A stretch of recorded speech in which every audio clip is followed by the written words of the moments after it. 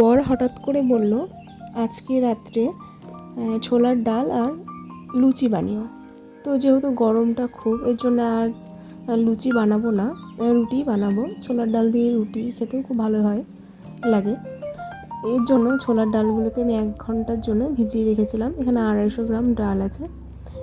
লবণ হলুদ দিয়ে পরিমাণ মতো জল দিয়ে সেদ্ধ বসিয়ে দিলাম। অপরদিকে যেহেতু রুটি বানাবো, এর জন্য রুটির জন্য ময়দাটা মেখে নিচ্ছি। দিয়ে দিলাম নুন আর উষুম গরম জল দিয়ে ময়দাটা মেখে রাখবো। এবারে একটা কড়াইয়ে পরিমাণ মতো সর্ষের তেল, 2 শুকনো লঙ্কা, গোটা জিরে আর দিয়ে দেবো তেজপাতা, 1 টুকরো দারচিনি আর হিং। ফোড়নটা একটু ভেজে নেওয়ার পর একটা বড় সাইজের টমেটো কুচি দিয়ে দেবো। আর দিচ্ছি আদা বাটা, জিরে গুঁড়ো, লবণ, হলুদ, কাশ্মীরি লাল লঙ্কার গুঁড়ো সব কিছু দিয়ে মশলাটা ভালো মতো করে কষিয়ে নিয়ে ডাল সেদ্ধ হয়ে গেছে। এবার সেদ্ধ করে রাখা ডালটা দিয়ে দেবো। ডাল দেওয়ার পর কিছুক্ষণ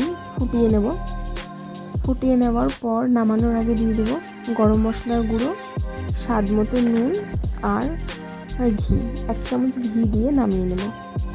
ডালটা ভালো মতো রান্না হয়ে গেল। এবারে রুটিটা বানিয়ে নেব।